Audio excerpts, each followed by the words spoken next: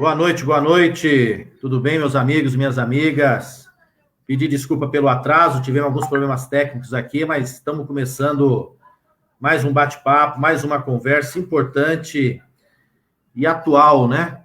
Apesar de ser sobre 56 anos do golpe da ditadura militar, é atual porque ainda temos militares e políticos venerando aquele período tão nefasto para a nossa história. E queria começar batendo panela aqui também hoje, manifestando o nosso repúdio para o governo Bolsonaro, para o presidente Bolsonaro, que cada dia demonstra que ele não tem capacidade alguma, competência alguma e não está preparado para ser o nosso presidente. E ele sabe disso. Já disse o ano passado que ele não nasceu para ser presidente. Trai o seu povo, não protege o seu povo e tem postura genocida, levando o seu povo a risco físico, a risco de morte, a ser contaminado e eventualmente perder a vida, né, diante dessa pandemia que nós estamos vivendo no mundo pelo coronavírus. E que não está nem preocupado com a saúde do brasileiro e muito menos com a nossa economia, pela sobrevivência de muita gente. E hoje fez mais um novo pronunciamento sem qualquer mensagem clara, importante, boa para o nosso país, para a nossa população. Hoje, como eu falei, fazem 56 anos do golpe militar, da ditadura aqui no Brasil. Na noite de 31 de março, os militares derrubaram um presidente eleito, constitucionalmente exercendo o seu poder, e sem qualquer razão legal, tomaram o poder na força e implantaram no país um regime autoritário, violento, antidemocrático, que cassou mandatos parlamentares, cassou ministro do STF, prendeu muita gente, matou muita gente foi para o exílio, enfim, muita gente sofreu tortura naquele período tão sombrio da nossa história. E ontem o ministro da Defesa solta uma nota, um comunicado, exaltando aquele período, defendendo aquele período como uma revolução democrática. E hoje o vice-presidente Mourão também assim se manifestou. Diria que se qualquer país sério que respeitasse a sua história, o seu povo, a memória de muita gente, esses dois estariam fora, assim como o Bolsonaro também já estaria fora, porque é uma violência contra o nosso povo, é uma violência contra a nossa história, é uma violência contra a nossa Constituição e os valores democráticos. Por isso, hoje, nós convidamos, e aí quero agradecer desde já, cumprimentar o Celso, boa noite, mandar um abraço também para a Mônica, Celso, sua companheira, grande militante também, o Celso, que é jornalista, o Celso, que a partir dos seus 18 anos, 20 anos, começou a militar na PUC, estudante de Direito, viveu aquele período, enfrentou a ditadura, combateu, sofreu, porque ficou 8 anos preso, após a liberdade, continuou defendendo a democracia e a nossa liberdade. Isso que a gente o convidou, a gente agradece aqui, para a gente poder rememorar aquele período, o que aconteceu, como é que era a luta política, o que se dava, né? E como é que o governo agia. Porque uma mensagem nós temos que ter claro, ditadura nunca mais. Não podemos permitir nem impensar isso. E alguns, infelizmente, aplaudem. Então, Celso, meus cumprimentos, boa noite. Boa noite, Alencar, boa noite a todos que nos veem, nos ouvem.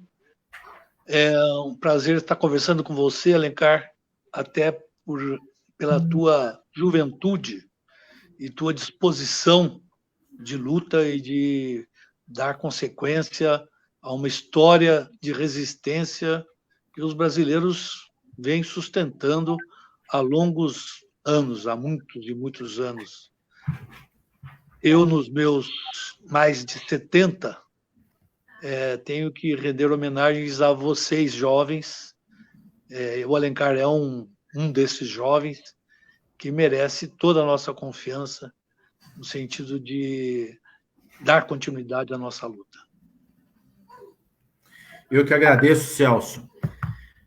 Diria que a gente tem na memória e a luta de muita gente no passado como exemplo, né? Pessoas que enfrentaram uma ditadura, o poder forte, a censura, a violência. Muita gente, infelizmente, perdeu a vida, muita gente sofreu na carne. Você perdeu sua liberdade por um bom período e, com certeza, sofreu muito nesse período angustiante de terror. Então, a gente tem isso como exemplo. E se a nossa luta política hoje existe, é porque se deve também à luta de muita gente no passado. E por isso que a gente rende aqui as nossas homenagens a todos aqueles, pessoas que ainda estão vivas, pessoas que ficaram ao longo da história, mas que tiveram um papel importante na conquista da democracia. E nós sentimos, e ainda vivemos os ares da democracia.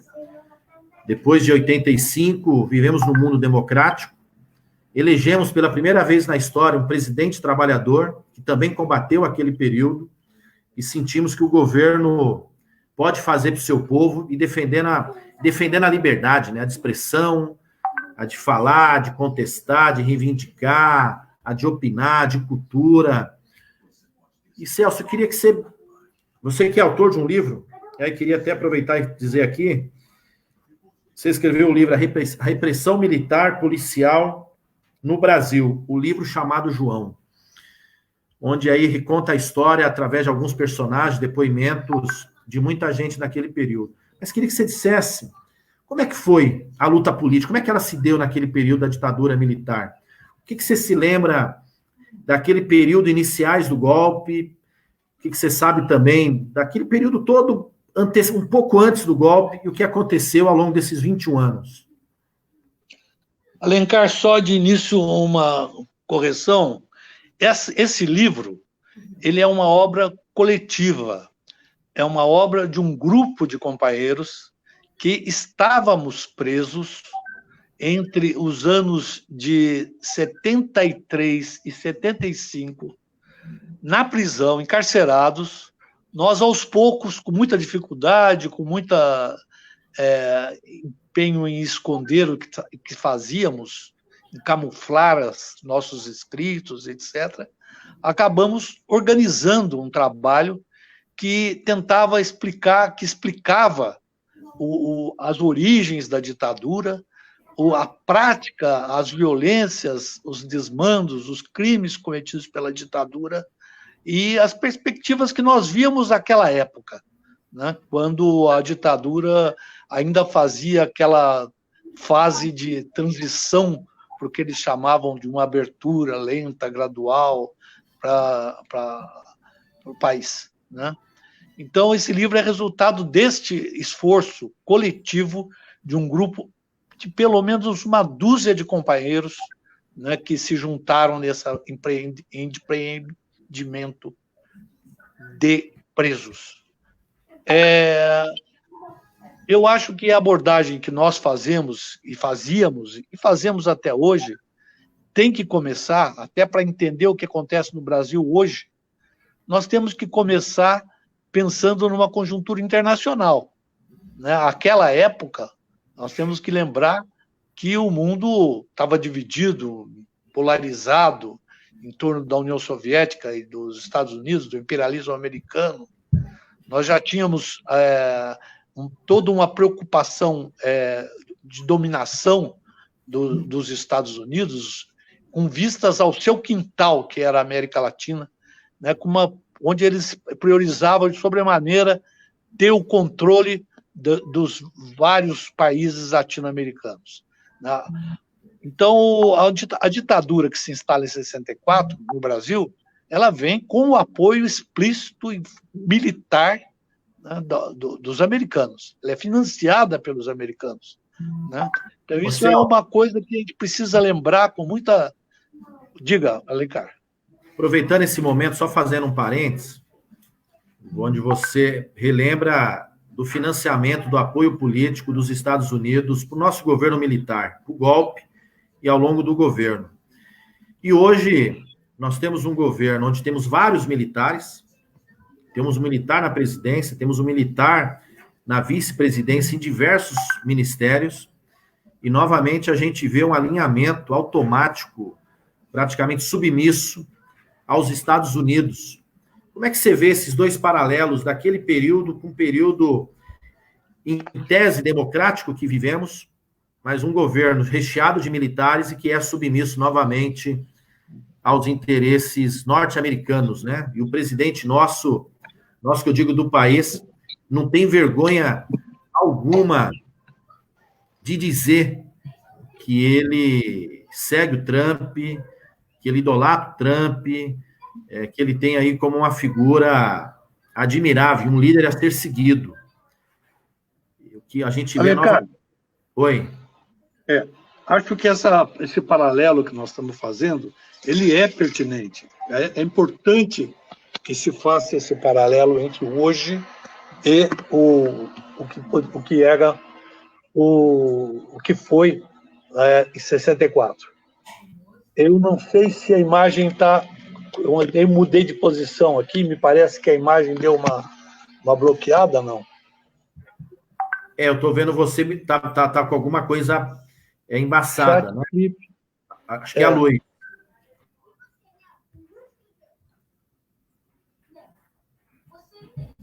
Bom, o Celso teve um pequeno problema, caiu a imagem dele, mas é importante frisar o que ele estava lembrando aqui, do alinhamento do governo à época aos Estados Unidos, do total apoio que os Estados Unidos deram o golpe no Brasil, dizendo que defende a democracia, que defende a liberdade, e a história, quem lê, quem procurar se informar, a gente vai ter claramente o quanto que isso pesou na construção do golpe no Brasil e no apoio ao longo do nosso governo, onde os interesses nacionais eram deixados de lado e eram praticamente, para isso, tinha que exercer a violência, exercer a tortura, o controle absoluto da imprensa, a censura, e aqueles que contestavam estavam sendo mortos, enfim, estavam sendo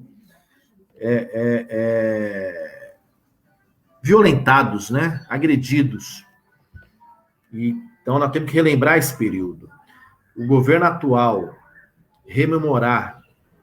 comemorar aquele período, dizendo que foi uma revolução democrática, infelizmente é lamentável, é vergonhoso a gente ter isso, porque foi um período obscuro, foi um período muito ruim, e nós não podemos permitir isso.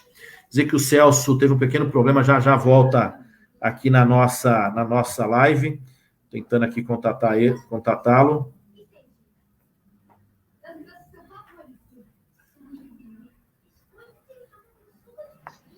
Já está ouvindo, Alencar? Celso, voltou. Oi. Estavam dizendo daquele período, eu relembrei um pouco aqui também. Mas quem estava vendo pela rede social, estava boa a imagem. Estava boa a imagem? Estava boa a imagem. Ô, Celso. Oi. A gente falava um pouco do alinhamento, você contextualizou também isso, e queria que você também falasse como é que a reação política naquele período, como é que se deu, e como é que você vê hoje algumas pessoas dizendo que sentem saudade daquele período. O que você diria para essas pessoas que dizem que sentem saudade daquele período? O que foi aquele período, né, para pessoas dizerem, eu sentia saudade, né? Sentia saudade do quê? Difícil de entender, né? Mas talvez tentar entender o ser humano é uma coisa que há muitos anos, desde sempre, a humanidade vem tentando perceber o que acontece, que faz com que o ser humano possa ter esse tipo de percepção. Ou porque também não conheceu o que foi o passado, né? Eu sei que hoje pouca gente viveu concretamente aquela ditadura militar que tivemos aqui no Brasil. Eu acho que esse aspecto de não ter conhecido, que é falta de liberdade, de poder andar na rua, de poder falar o que bem entende, de poder trabalhar e não ser perseguido no trabalho, de poder, na área de cultura, poder produzir, construir o que bem entender. Essa falta de liberdade é uma coisa que, de fato, você precisa viver para sentir na carne o que significa isso. No meu caso concreto, eu vivi isso como estudante, né?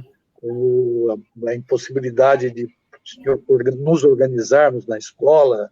Como é que foi seu período na faculdade, Celso? Esse período de estudante, onde você começou a militar? Então, ele já é um período mais em que a ditadura começa a endurecer mais do que era no seu início, em 64. Né? Eu vou viver já o período de 68, no final do ano você tem o AI-5, que é um golpe dentro do golpe, a gente chamava de golpe dentro do golpe, porque ali o endurecimento é muito radical. Naquele momento, os militares resolvem caçar o direito ao habeas corpus, ou seja, eles instituem no país, instalam no país um regime de arbítrio absoluto, eles prendiam quem eles queriam, eles não davam nenhum tipo de direito de acesso ao preso, né? Eles começaram a torturar de uma forma avassaladora, genérica. Até então tinha tortura, mas não era tão grave quanto passa a ser a partir do AI-5, né? E a tortura se torna um modo, a forma de governar o Brasil, né? E a censura se agrava também. Na área de cultura, os artistas começam a ser perseguidos, a ser encarcerados, né? Então, eu acabei vivendo este período, né? A minha militância, ela praticamente se dá nesse processo de agravamento da ditadura. E, a partir daí, eu vou militar em uma organização clandestina, né, que fazia oposição à ditadura. Diga. Não, eu ia perguntar justamente isso. Nós tínhamos, naquele período, diversas organizações de resistência, de luta política contra a ditadura, pela democracia. Você falasse um pouco qual que você militava, como é que se deu esse processo, e o que aconteceu a partir disso, e se você não se importar, falar como é que se deu todo o processo ao longo desses 8 anos também que você ficou preso, né? Deve ter sido um período muito duro, como eu já falei aqui. Falasse um pouco desse contexto das organizações políticas, como é que se dava essa organização e essa luta. Aqui no Brasil, a resistência à ditadura, ela foi assumida basicamente por 2 grandes vertentes de organização política. As que se originavam no Partido Comunista, que tinha já uma estrutura muito sólida e consolidada ao longo de décadas, desde 1922, o partido vinha se organizando e desenvolvendo lutas, e uma segunda vertente que era a igreja progressista, né? Que era também uma força bastante consolidada e importantíssima na resistência à ditadura, né? Tinha uma organização chamada Ação Popular, que ela cresce muito e tem bastante importância. E tinha também, digamos, uma terceira força, que era que nós considerávamos que era uma oposição legal, né? Você tinha partidos políticos de oposição, né, que conseguiram sobreviver às cassações, que logo depois de 64, os militares já fazem uma limpeza em toda a oposição, caçando mandatos, prendendo gente, entrando nos sindicatos, desmontando os sindicatos, enfim, eles fazem uma grande varredura para acabar com a oposição, mas mesmo assim ainda sobram organizações políticas que fazem algum tipo de oposição. Tem governos, governadores que acabam tendo algum papel na oposição.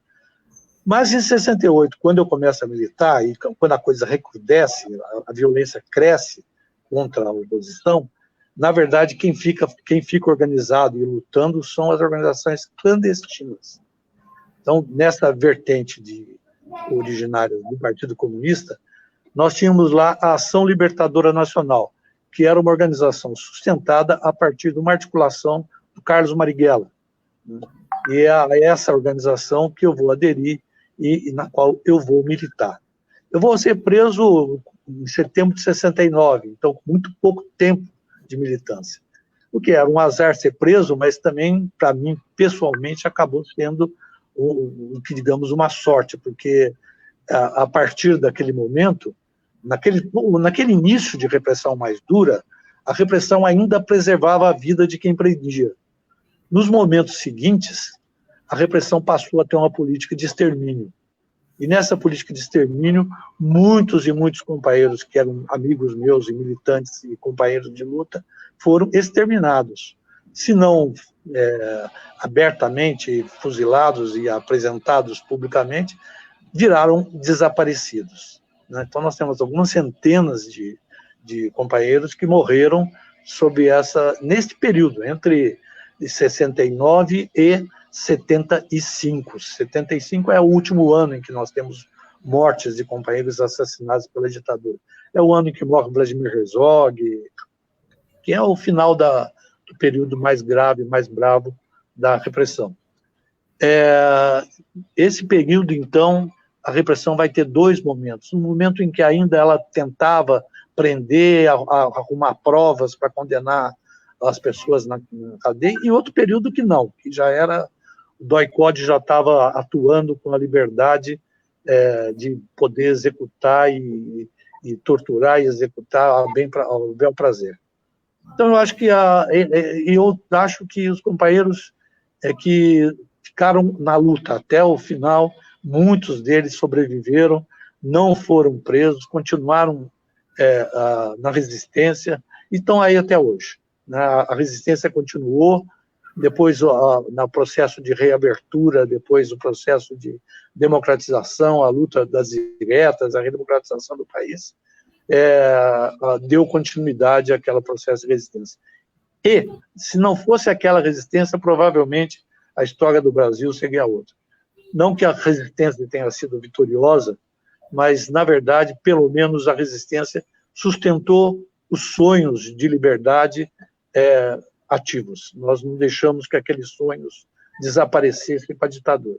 O que era muito possível, não houvesse a resistência, né, a ditadura tivesse conseguido fazer um processo de lavagem cerebral no país, né, e tivesse conseguido uma hegemonia ideológica muito mais duradoura do que acabou sendo naquele período de ditadura. Hoje, ninguém mais quer ditadura nunca mais, né?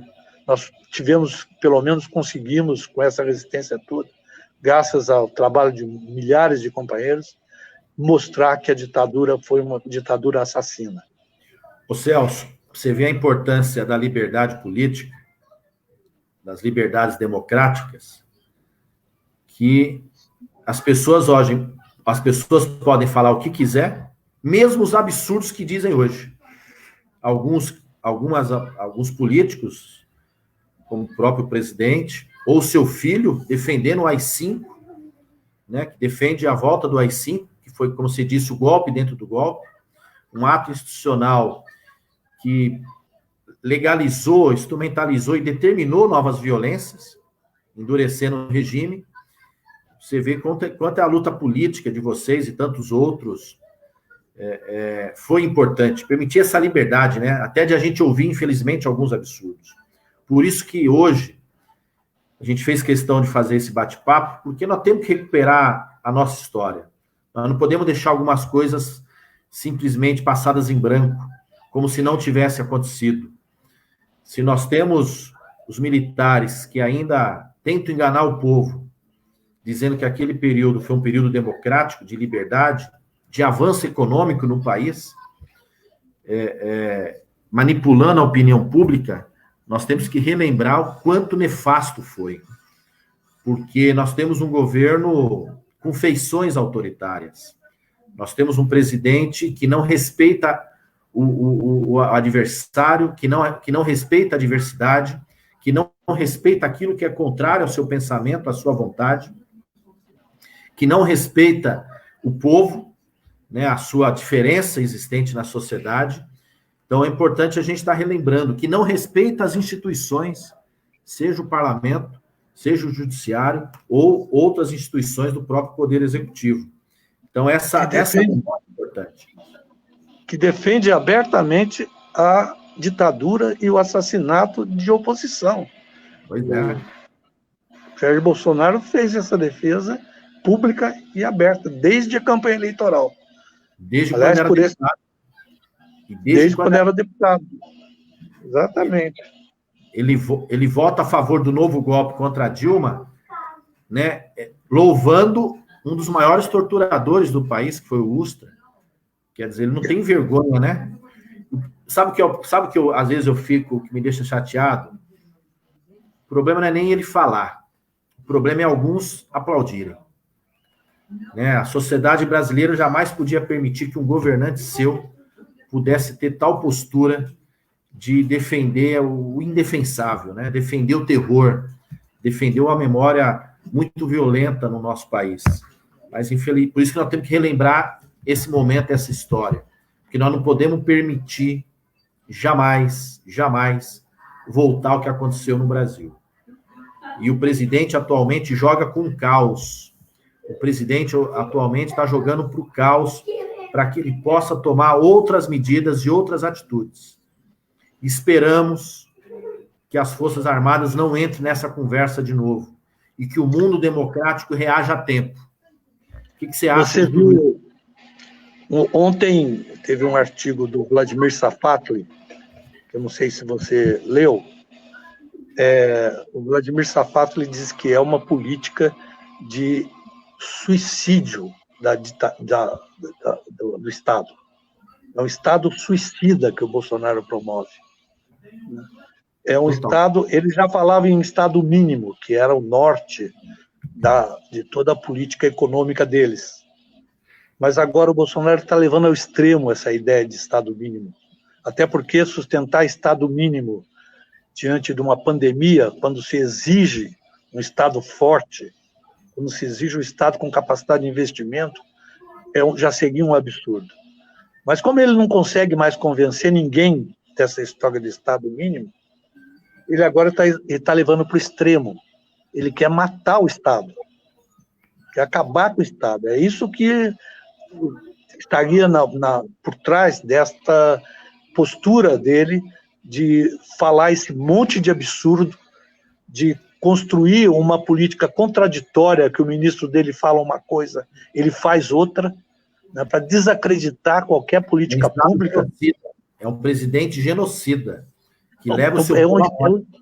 Exatamente. Isso seria, nessa visão que eu estou dizendo, que o Vladimir Safatli fala ontem, isso seria uma coisa proposital, não é uma coisa aleatória. Não é porque o Bolsonaro é burro, é porque ele está fazendo isso de propósito. Na minha opinião... Seria isso? O que seria isso? Seria o louco que, traído pela amada, resolve matá-la porque não tem a fidelidade dela? Porque o país não aceita mais essa postura dele? É isso que o Bolsonaro está fazendo?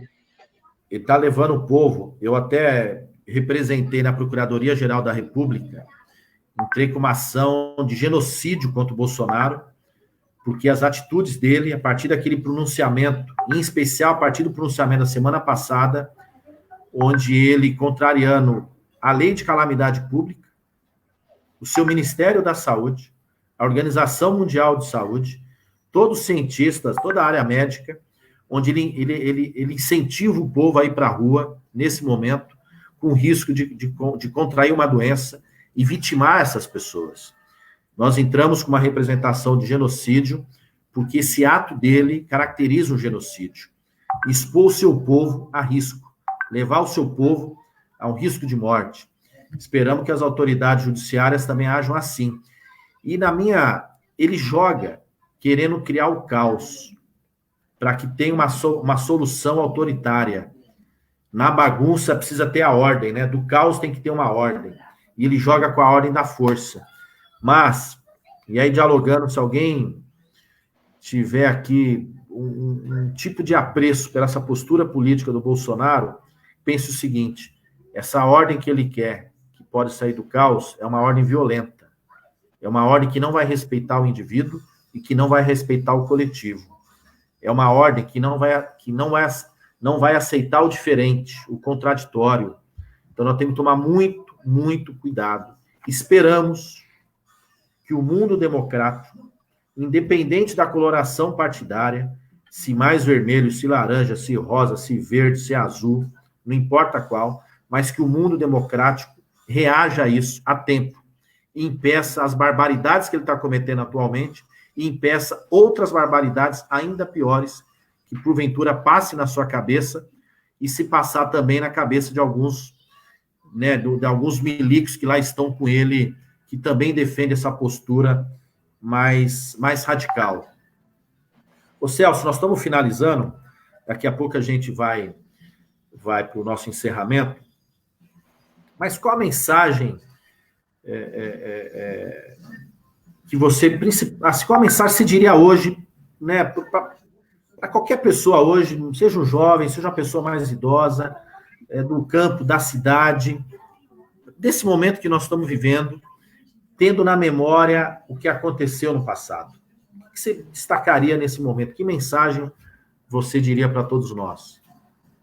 Eu diria o seguinte, que na minha experiência de 50 anos de vivência nesse país, acompanhando a política, acompanhando a vida do país, eu diria que eu sinto que nós estamos num momento crucial, que nós estamos num momento de mudança. Nós estamos, que eu acho que, apesar de toda essa desgraça que está pintada, eu acho que nós podemos ter um pouco de otimismo para a saída dessa crise. Eu acho que na saída dessa crise muita coisa vai ser discutida. Há muitos anos nós não discutimos o que significa para o Brasil pagar as taxas de juros que nós pagamos, engordar os bancos como nós engordamos até hoje. Não é possível que essa questão dos lucros dos bancos continue intocada, um tabu que ninguém mexe. Ninguém tem coragem de ir lá e mexer. Eu me sinto violado quando eu vejo o Bradesco, Itaú, etc., financiando material de hospital hoje, no meio dessa pandemia. Quem tem que financiar isso é o Estado, não são as corporações privadas. Nós não podemos, não tem sentido isso. E isso é apresentado para a sociedade como uma coisa natural. De onde vem essa capacidade do Bradesco de financiar equipamentos públicos que o Estado não tem? É como se eles fossem os bonzinhos, né? Como se fossem deuses. Como se eles fossem deuses. Você me perguntava agora há pouco como é que o povo pode ainda apoiar isso. É porque está olhando para isso como se eles fossem todos poderosos, deuses incontestáveis, a verdade está com eles, o ser humano precisa aceitar isso como sendo uma coisa natural da providência divina. Não é providência divina. Celso, aproveitando esse gancho, aliás, queria cumprimentar aqui diversas pessoas que estão na live, a Edna Maria Silva, o Edgar Miguel, Rafael Molina Vita, o Jonathan Simplício, a Beatriz Cardoso, o Roberval, o Agostinho, que parabeniza o debate e que também pergunta o seguinte: como pode algumas pessoas que viveram aquele período, né, defenderem aquele período? E também o professor Sérgio Gabelloni, cumprimentar também o Reinaldo Silva, que está aqui, que manda um abraço para você. Celso está mandando aqui o Reinaldo. O site do Memorial, o professor Sérgio pergunta, o site do Memorial da Verdade do Estado de São Paulo, nesse momento está fora do ar por 30 dias, conforme Targeta informando. Professor Horta, não seria uma forma de ditadura essa postura no site da Memorial da Verdade do Estado, dizendo que nesse período está sem acesso? Uma outra pergunta, voltando ao trabalho das corporações privadas, o Jonathan Simplício pergunta o seguinte: na sua opinião, qual foi o comportamento dos grandes empresários durante a ditadura militar? Eles apoiaram a ditadura militar. Os grandes empresários apoiaram. A Ultragás, que era grande comerciante de material de gás no Brasil, apoiou abertamente a ditadura militar. Os bancos apoiaram diretamente a ditadura, sustentaram órgãos de repressão. O DOI-CODE de São Paulo foi patrocinado por empresários, inclusive empresários da indústria, não só banqueiros. Mas é isso, eu acho que a questão da ditadura é importante que seja lembrada agora, até para que a gente na saída dessa crise do coronavírus, a gente afugente esses fantasmas que nós não conseguimos, infelizmente, saímos da ditadura sem fazer, de fato, uma apuração dos crimes praticados naquela época e colocar os responsáveis na cadeia, né? Porque, como não fizemos isso, eles acham que podem continuar praticando impunemente o que no passado foi... E países vizinhos fizeram isso, como Argentina, Chile, Uruguai, puniram... Exatamente. Nós não fizemos, não conseguimos fazer, não fizemos, isso nós vamos pagar caro, porque eles acham que pode continuar matando como eles continuam matando, né? E uma apuração do que fizeram aqueles torturadores depois que acabou a ditadura é fundamental, não só pensar no que eles fizeram durante a ditadura, saber o que eles continuaram fazendo depois da ditadura. As empresas de segurança que eles montaram e que estão aí até hoje, né? Os negócios que fizeram com o Estado depois que acabou a ditadura. É um Estado paralelo. Com o Estado, exatamente, eles estão aí ainda. Então, é muito importante que a gente preste atenção nisso. Eu vou cumprimentar aqui mais alguns, o Renato Oliveira, professor César Altieri, meu professor de História, da 5ª e 6ª série, grande professora, Mariana Mota, Rosane Silveira, enfim, todos os demais, Paulo Costa, Odete Carvalho, enfim, todos os demais que nos acompanham, Adalberto, Alexandre Santana, também mandando um abraço, a Letícia Espíndola. Mas primeiro, Celso, agradecer pela conversa, pelo bate-papo. É sempre importante a gente, como falei, recuperar a nossa história, relembrar, para que as coisas não se repitam. Nós podemos repetir aquilo que é bom, não aquilo que é nefasto, não aquilo que que causou um mal tremendo à nossa sociedade, ao nosso povo, ao nosso Estado e ao Estado brasileiro, né? Então, e nós não podemos tergiversar nesse momento nem um pouco em defesa da democracia, dos valores sagrados da democracia do mundo atual, no país que a gente vive.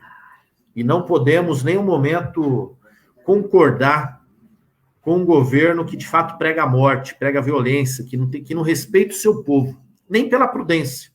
Nem pela prudência. Nós estamos pedindo que o governo, o presidente, tenha prudência. Nós não estamos pedindo para ele ir para um campo de batalha defender o nosso povo nesse momento. Nós estamos pedindo que ele tenha a prudência de defender o seu povo, pelo menos orientando, e não é isso que a gente vê. E nós não podemos concordar com um governo que, no seu dia a dia, também prega a violência e medidas autoritárias, preconceituosas, machistas, homofóbicas, enfim, com todo tipo de conduta ruim. Então, por isso que nós estamos aqui fazendo esse bate-papo e dizendo claramente, ditadura nunca mais. Ditadura nunca mais. Relembrar isso hoje, mesmo diante da crise sanitária que nós estamos vivendo, é importante.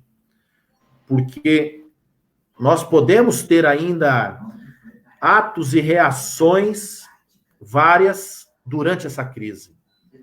Mas nós não podemos jamais pensar numa conduta que leve para outro caminho. É isso que nós estamos vivendo. Nós não podemos vacilar, nós temos que refletir muito bem o que aconteceu para dizer claramente, novamente, ditadura nunca mais, queremos a democracia, queremos a liberdade. Então a gente agradece essa conversa, você trazendo com alguns elementos da história, do período, contextualizando com o momento atual, e parabenizar todos que estão aí também nos acompanhando novamente. Quer dar sua mensagem final, Celso? Edgar, eu que agradeço a oportunidade de estar aqui com vocês, é um prazer também nesse sentido, apesar desse momento triste que nós vivemos. E em relação à ditadura, se alguém tiver interesse, a sugestão é este livro.